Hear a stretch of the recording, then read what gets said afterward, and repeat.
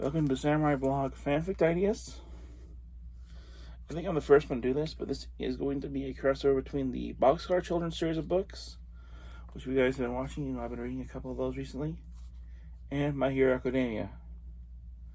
Time frame, we're looking at two very different years here, because the Boxcar children set place sometime around 1924, whereas My Hero Academia, I'm setting around 2014 for this crossover.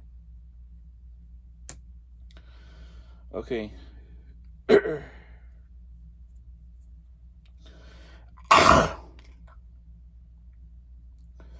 it should be noted that since this is set in the real world, they don't have quirks or anything, but I'm so when they do come to the My Hero Academia world, they get quirks.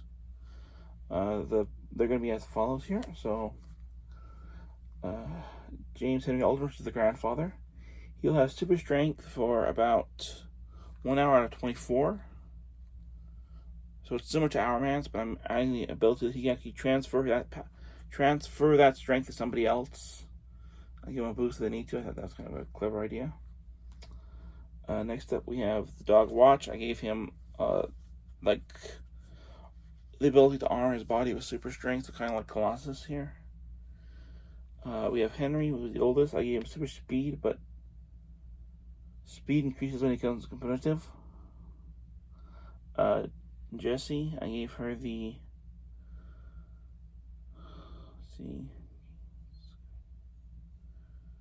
I gave her basically super intelligence. I thought that would be kind of fun to have with Maya and Lisa. Violet, I gave her frog-like abilities without the transformation.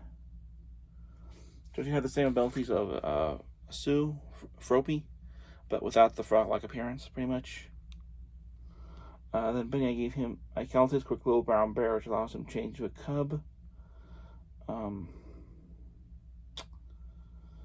Will probably become powerful when he gets more older, but he's still essentially a baby, so he only becomes a cub. As he gets older, he'll be able to get the full bear strength and possibly able to use the senses outside of that. Okay, so let me give you the plot here. While helping May with one of her experiments, Melissa knocks over one of May's failed inventions, a device that's supposed to create a window into the past for educational use. Well, instead of a window, it opens a door to the year 1924. An explosion results, and side effects is the Alden's family and Watch the dog are brought just after the events of book 24, which is, I have reviewed that one. So that would be the, right here actually. That would be just after the events of the Amusement Park Mystery. If you guys want to check that out, I do have a review of that one.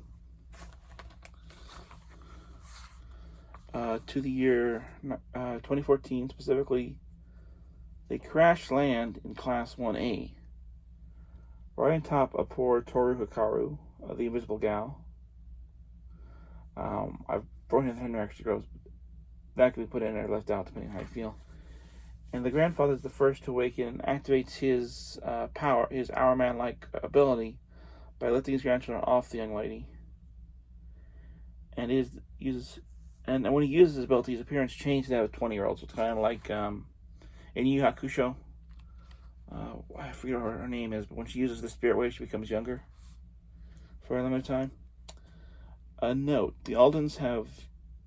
I've added the addition that the Aldens also like Japanese and can speak fluently, with the exception of Benny, who ends up saying, "I am the little brown bear" when he first speaks. So that's how his quirk gets the name it does. After studying a clean bill of health from the nurse's office, which is where Watch and the other children activate their various quirks and learn they're in a different timeline. So overall, that's the idea and the plot synopsis. Let me know what you guys think in the comments below. And what do you guys think of the powers I gave the Alden family? I figured I didn't want them to be quirkless because that would be too obvious. And I like the idea of throwing Melissa in there because we haven't really seen a lot of her in the actual series, only in the movies. Alright, so let me know what you guys think in the comments below, and I'll see you next time.